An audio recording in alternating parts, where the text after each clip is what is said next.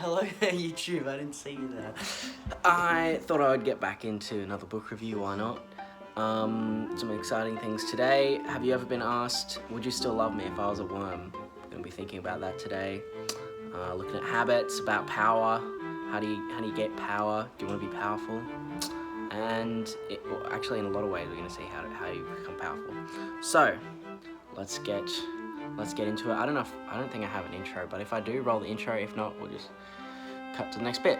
Okay, first book of power is The 48 Laws of Power by Robert Greene. I saw a lot about this online. There was a lot of hype, and I just thought it looked really cool.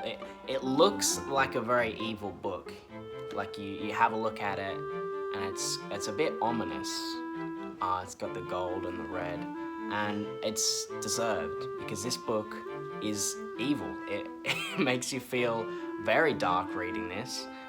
You need to take literal mental health breaks if you want to get through the whole thing. And that's because the premise of the book is imagine if morality wasn't a thing and you could just do whatever you want. And that's what the whole book is based on. So I'm going to start with some silver linings before we dive a bit deeper into the hellscape that this book is. But the first thing that I thought was kind of helpful is understanding workplace dynamics. You're going to get a better grasp of maybe how people are getting promoted above you or how you're not coping socially, and getting the promotion that you might deserve. It's not really much about the job. There's a lot of social antics that go into it. But yeah, definitely be careful to use it more as a shield than a sword. You want to be able to defend against people who might be manipulating you, but I would not recommend trying to apply a lot of this to your life. It's quite narcissistic. Yeah, another great point, it's history. They give a lot of great examples of gaining power throughout history, and it's really interesting, learn a lot about Napoleon and different Chinese dynasties and all that kind of thing. And they have lots of little, lots of little fables in the margins here of little stories that apply to the rule that you're up to. And those are pretty cool, they're, taken from history and there's some truth to them. But yeah, you feel a bit sick after seeing what Robert has to say about some of them. Yeah, it's definitely based on Machiavellian ethics. Robert Greene himself said he was inspired by The Prince, which is just a book. Yeah, it's quite narcissistic and amoral and just about kind of getting what you want. So Machiavellian ethics are characterized by a pragmatic approach to power and politics, emphasizing the importance of self-interest, strategic calculation, and the manipulation of circumstances to achieve one's goals. So key ethics include ends justify the means, amorality, prudence, and flexibility. So this book does have some influence quite a lot of influence from Eastern philosophy, like Taoism, being like water, being able to adapt very quickly and not committing yourself to political parties and ideologies and stuff, and being your own person, keeping people on their toes so that you can just get what you want. And so yeah, reading this book, there was some things that kind of realized that people can use against you, but yeah, I was trying really hard to read this and think of it more of it as a shield than an offensive way to live your life to try and gain whatever you can, because I don't think it's good. But I guess Robert Greene has a very different idea of what's good. So I thought to end the review of this, we might have a look at a random law to see how upsetting it is. So we're gonna flip to a random one here. What do we got? When asking for help, appeal to people's self-interest, never to their mercy or gratitude. So it's quite a pessimistic view of humanity, that the best way to get things out of people by appealing to their vanity and their selfishness rather than their virtue, because that's the stronger force at play, which is very depressing. Maybe it does come to light, human beings are quite broken, and you kind of have to think about that. But I think there's a lot of a lot of good in expecting the best of people and hoping for that. So yeah, anyway, it's very practical. I don't think it's the right practice, but it's very practical. Next, we're gonna look at The Power Moves by Hamish and Andy. Now, this was a book I got for my birthday from a friend because I love the Hamish and Andy podcast. And this book, I would say, the laws of power, not laws, but they're power moves that you can employ, are much more mild and hilarious way to get a leg up on certain social situations. So the power moves are very tailored to Andy's situation. So being a Christian myself, there's one here where, you know, if someone's having a conversation at the dinner table, you can just interrupt their conversation and start praying. Everybody is forced to bow their heads, immediately cut off whatever they were talking about. That one's pretty hilarious. One that I've been meaning to try is when someone's following you in a car, you can just keep changing lanes and they have to keep following you because there might be a turn-off up ahead, so they have to keep following you no matter what. Even if they realize that you're messing with them, you'll be able to continually just switch back and forth and force them to follow you. That one's pretty hilarious. The one that's my favorite, actually, is when you're in a car in front of a pedestrian crossing and someone walks across, you go to wave like this and you move your hand up and they go to wave back at you, and then you kind of grab your wind visor and pull it down, and so they're just left waving to no one, and I pulled it off successfully once and their face just dropped and it was hilarious. I love it so much. You know, you have to have a lot of social strength to be able to pull some of these off. They're kind of more fun to talk about than to do. But yeah, I love them so much. I would definitely recommend this over The Laws of Power. I think this is a much better way to gain a bit of power in social situations. Okay, let's just pull to another random one and we'll see what you think of this. Okay. Hygiene reminder. When somebody excuses themselves to the bathroom, simply respond with, "Don't forget to wash your hands." So that's a great one. Someone said, "Oh, I just got to go to the bathroom." Just yell out, "Don't forget to wash your hands." Immediately put yourself in the parental status. It's really great stuff. So, yep, I love this book. I kind of, flip through it every now and then, make sure I'm up to date with my power moves, and yeah, I'm keen. Maybe if anyone watches this video, you can put a power move in the comments. Okay, next book. So I was browsing Spotify and I found that there are free audiobooks on there. So I thought I would give it a go. I've never listened to an audiobook before. And I chose the novella The Metamorphosis by Franz Kafka. It's a very famous work. It inspired the term Kafkaesque, which we'll talk a bit more about later. But yeah, it was really interesting listening in the car, just listening while doing some chores, like some laundry and stuff, and it was actually really fun. I enjoyed listening to audiobooks, so I think I'm going to do that more often. I've got some downloaded, which is great. So it's a famous work, and it's considered a masterpiece in existential literature. So I looked this up a little bit, and existential literature is a genre of writing that explores philosophical themes related to existence, human freedom, choice, and the search for meaning in an often absurd or indifferent world. It's influenced by existential philosophy, which emphasizes individuality, authenticity, and the subjective experience of existence. So yeah, this in a nutshell is the Kafkaesque kind of feel, where it's about kind of the meaning of life amongst the absurdity of the modern age, or any age. We lose track of what's important very easily. And so what is everything all about? Do we have meaning? It's a good question. So have you ever been asked the question, would you still love me if I was a worm? Or would you still love me if I was a cockroach? This is a question that my girlfriend has asked me on a number of occasions, and we've had to discuss the contingencies upon which I would still love her if she was a worm. So, she said that she'd still be able to communicate with me, but no one else would understand her, and that she would just live on my shoulder, in my pocket or something. And so, yeah, it's quite an interesting question. But the deeper thought there, what's underneath that question is, you know, do you have a conditional love for me? Are there things that I have to do to earn your compassion, your respect, your loyalty? And you know, it's all good and well to say, yes, I would always love you even if you're a cockroach.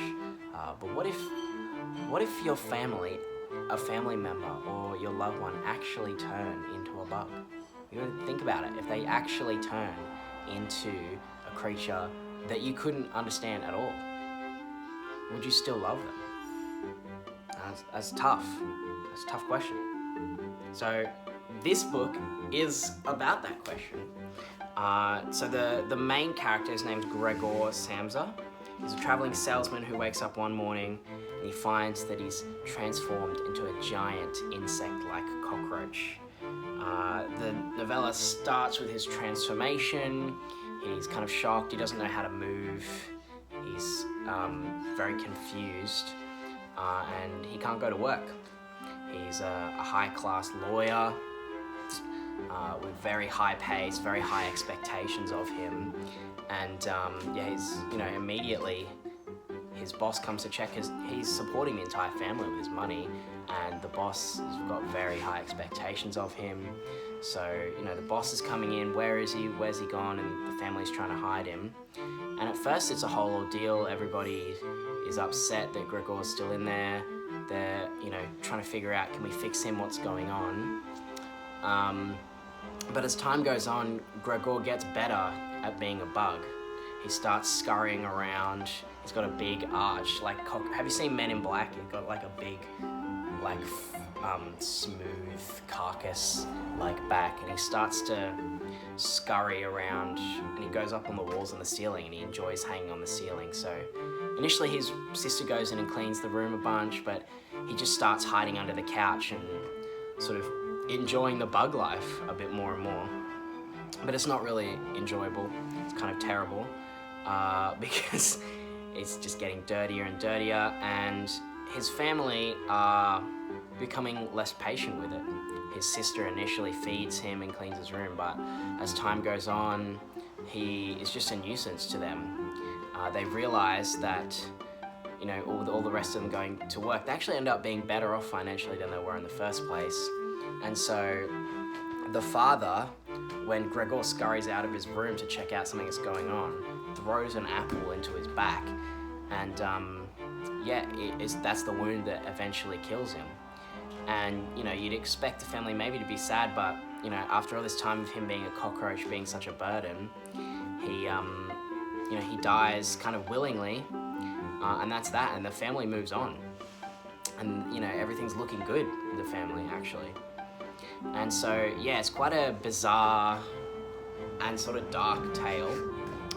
But yeah, you know, the idea there that someone has become less useful to you, and so you love them less, is quite a sharp, I guess, critique of love. What is it to really love someone?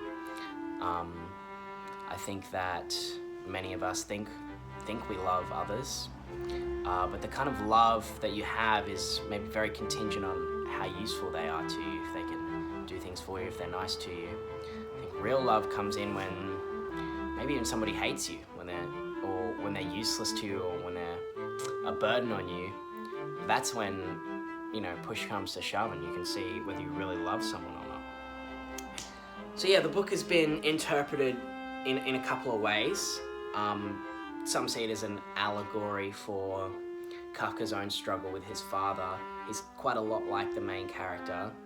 And when I was listening or reading, however you want to say it, to the book at first, it did kind of feel like maybe it was a critique on, yeah, the capitalist society a little bit, like, you know, everyone's so focused on how much money you can make, and kind of people are deemed higher socially depending on how many figures they have on their income. And so, you know, if someone's useful to you, that you respect them more, someone makes more money, that kind of thing.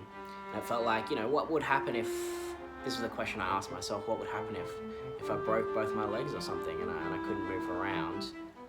This does happen to people. They've become paralyzed in some way, and they become a lot less useful than they were before physically. And so I think this calls into question, what we value in people. And as a Christian, I think we can't be valuing people of how good they are to us, because people aren't really that good a lot of the time. And so we need to remember that and look out. Just remember, we're all human, and I think it is a challenge to try and really love people. What does it really mean to love someone?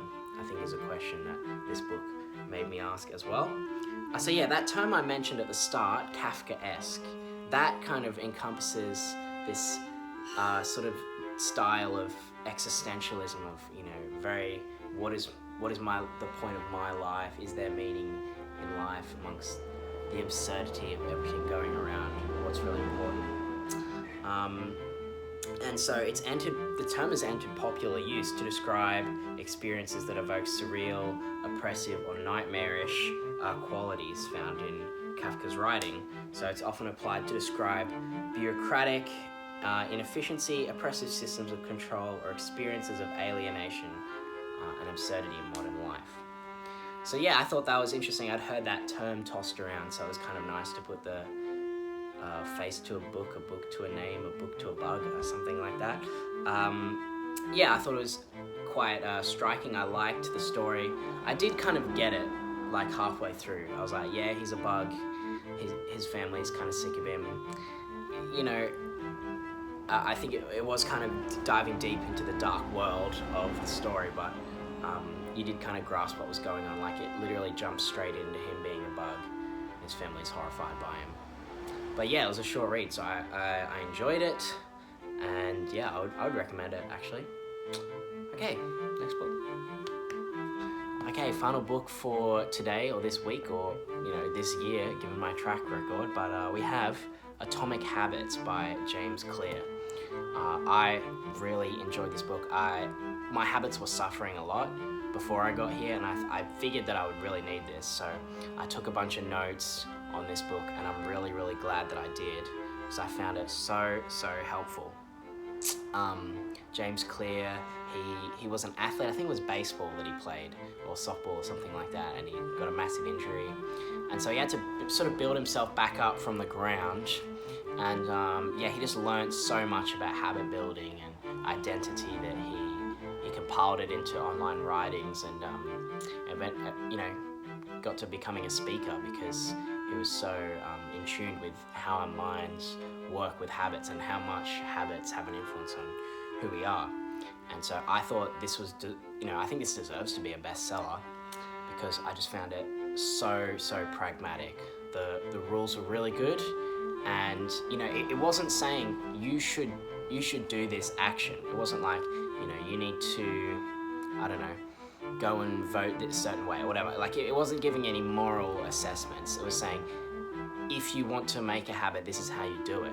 And so I thought this was just a really uncontroversial book, because I think you can apply it to whoever you want to be. I don't think you need to. I think many different people could read this book and come away the same way, thinking, okay, I want to step into here and I want to do this certain thing. Because he acknowledges in the book, a good habit for one person is a bad habit for another. So just do what is going to be helpful for you. So I thought it was really good. So we're going to get into a bit more about what's in the book. So, Atomic Habits. What is an atomic habit? So atomic, rather obviously, means small, and a habit is just something you're doing consistently. And so the idea of atomic habits is making small changes over a long period of time, and it's the best way to improve. So a lot of the time what happens is we try to make big resolutions, especially at New Year's, and they fall off in a week, like gym or diet or whatever. You see a lot of people go to the gym first year of Jan and fall off really quickly. And that's because it's too big of a change. You're not ready for it, you're not ready to commit. And you need to build yourself up to it. So much of it is a mental game. It's a mental game. You've got to get in your own head. And so I thought that we would dive into some of the rules and some of the particular lessons that I thought were really excellent. Okay, so rule 1, make it obvious. A lot of the habits we do, a lot of our life that we live just goes unnoticed by ourselves when we don't observe ourselves carefully and do a bit of self-reflection. Just slips under the radar of what we're actually doing. So one recommendation was just like watch yourself for like a week and just note everything you do in the morning. Just write it down. Don't be judgmental. Just write everything you do. Don't be ashamed. You just want to know what's happening. And there are so many habits you will realize certain cues are triggering that you can just remove the cue, remove the thing that's triggering that habit, and then you just won't do it anymore. And so there's a lot of easy things where even just knowing that you're doing it, oh, I didn't realize, you'll stop doing it. And it's really powerful just to make it obvious. See what you're actually doing and be able to fix it. So with all of these rules, there are inverses. So the inverse of this rule, if you're trying to negate a negative habit, you want to get rid of it. Like I said, you can remove the cue and make it less obvious. So if you're trying to stop yourself from doing something, remove the things in your environment that trigger the craving. And if you want to start doing something more, make it more obvious. If you, for example, struggle to brush your teeth, put maybe, put a toothbrush in every room. Maybe you have to do that if you're living alone or something, but just making it more obvious to you, you'll remember to do it. So the second law, make it attractive. It plays a bit more into our psychology, thinking about, we're gonna do what is the most appealing to us. Taking gym as an example, you're gonna wanna satisfy your short-term craving. You're gonna go, what's more attractive to me right now is sitting on the couch, eating ice cream, watching a TV show. So, you want to start going to the gym, you need to make it more attractive. So the ways you can do that are, bring someone along with you that you really like and respect. And you want to make unattractive the alternative. It's the opposite to that law. So you want to make the couch less attractive. Put barbed wire. Do something to stop yourself from going, oh, I really want to sit down and relax. You want to train your brain to find the most attractive thing, the thing you actually want to do. Barbed wire is a very extreme example. I'm sure you can find something better, but you get the idea. Okay, make it easy. This is, again, a lot of it just kind of confirms what you feel is intuitively true about yourself, but it just frames it in such a way that's really helpful. So you want to make the habits that you want easy. And so part of this was the 2-minute procrastination rule, where, it's very hard to start new habits.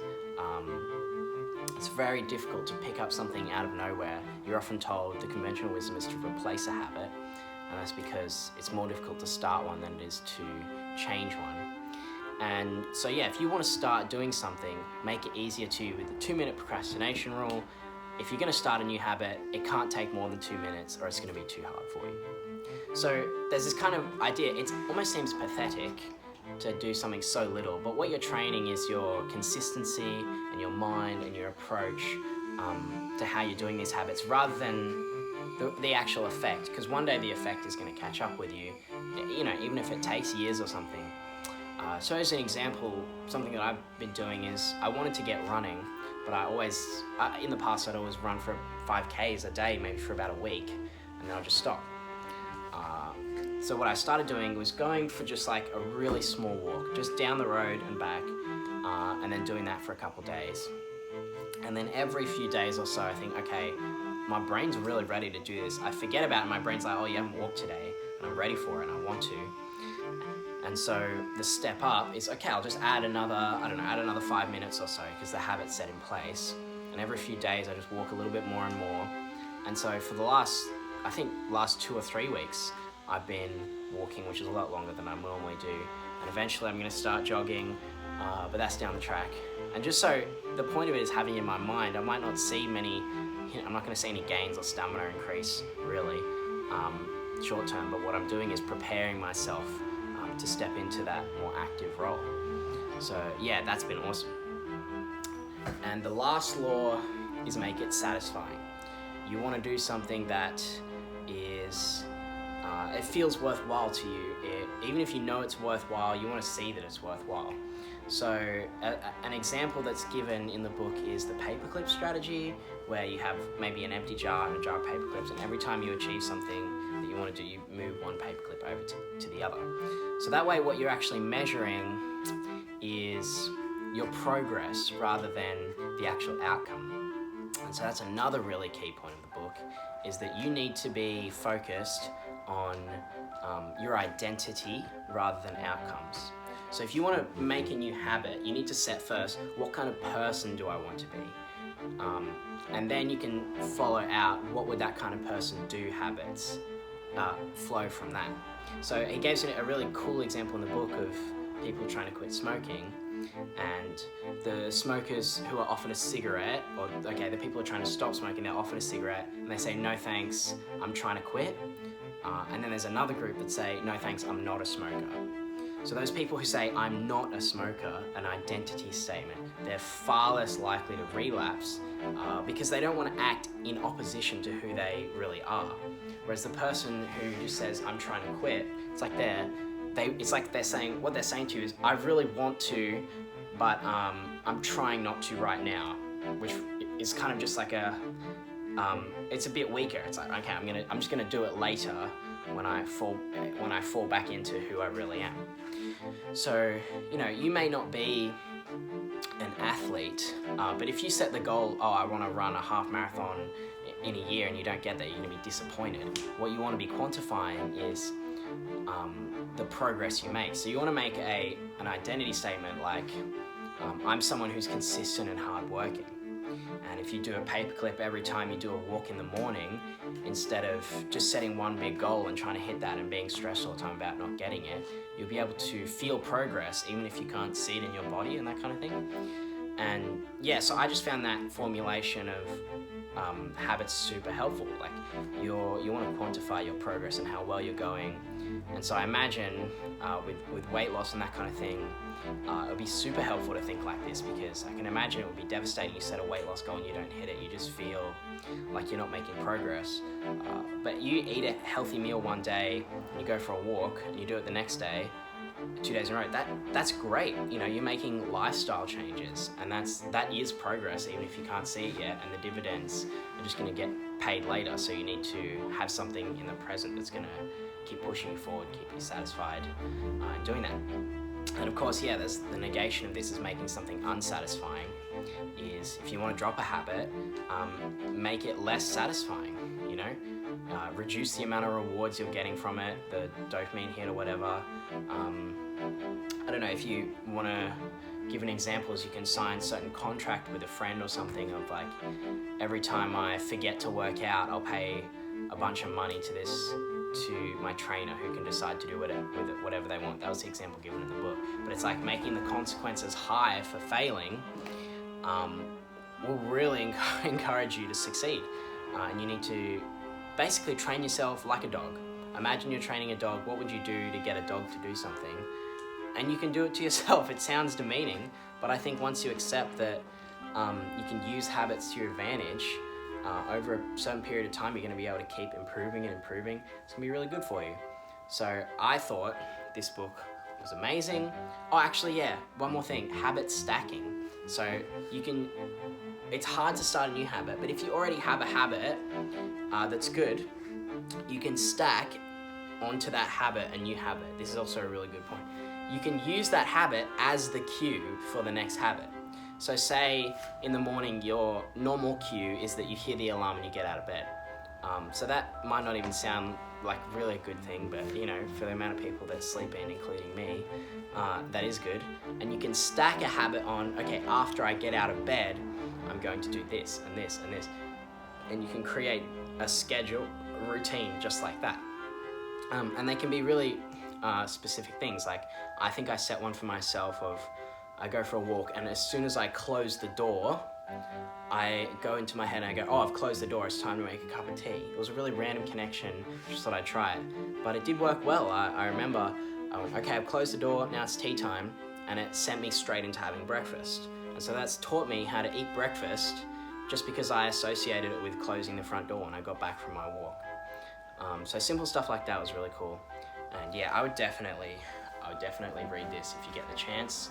There was just one part of this book which I thought was a bit lacking, when it said that when you make an identity statement that you can't fulfill, you're going to feel a bit sad. So if you say, you know, I'm a hard worker, but you do become paralyzed or something, this is like connected to the metamorphosis. If you become less physically utile to your family, can you be a hard worker anymore?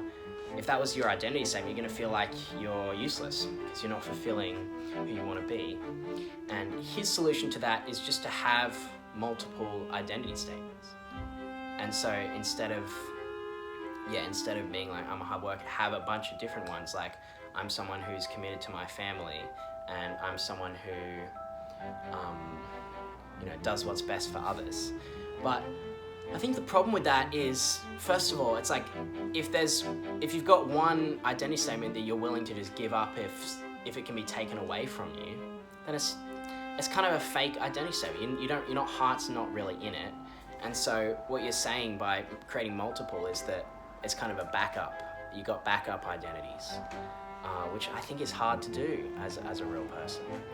And the other thing that I think is maybe a bit lacking in that idea is that all of these things can be taken away from you. Imagine if you turned into a bug. You couldn't help your family, or I don't know, maybe you got a brain injury, you had a stroke or something like that, a bit more realistic, and you couldn't help anyone in the way your identity statement could be said. If the idea of being hardworking and selfless can be taken away from you, then I don't think it's a real identity. And so, I think the solution to this, personally as a theist, is that you have to trust in an identity that can't be taken away from you, no matter what. And yeah, so I believe that God created us in His image, and so you can trust in His plan for your life, and know that you're a loved child of God, and your purpose is to worship Him in everything you can do. And so even as a bug, I think I could do that. I think I could thank God still for being alive, and still look to Him and pray, and I'd still be able to be a child of God no matter what until death. Whereas with these other things of like, some being a hard worker, or something more about your actions, your identity being based in what you can do, I think it's ultimately fleeting. So I think it's good to have those identity statements when making habits, but I think they need to flow from something more concrete. So that's my challenge, I guess, is if your identity can be taken away from you, is it really that important? So that's something to think about. Okay, so that's this week's. Hope there was something interesting in there for you. Look forward to doing another one. Maybe I'll do another one soon. I hope so. Keep reading. Next week, let's do Piranesi, if you're interested in reading the same book as me, and then we can talk about it next time. That's a good one. Okay, that's it for me from this time. I'm excited to do another one. I hope that I can make it a little more consistent. I found that doing these videos helps me dive a little deeper into the book. So it forces me to think about it a bit more. What's it really saying? So I've enjoyed it. I encourage you to try the same. And I will see you next time. Bye.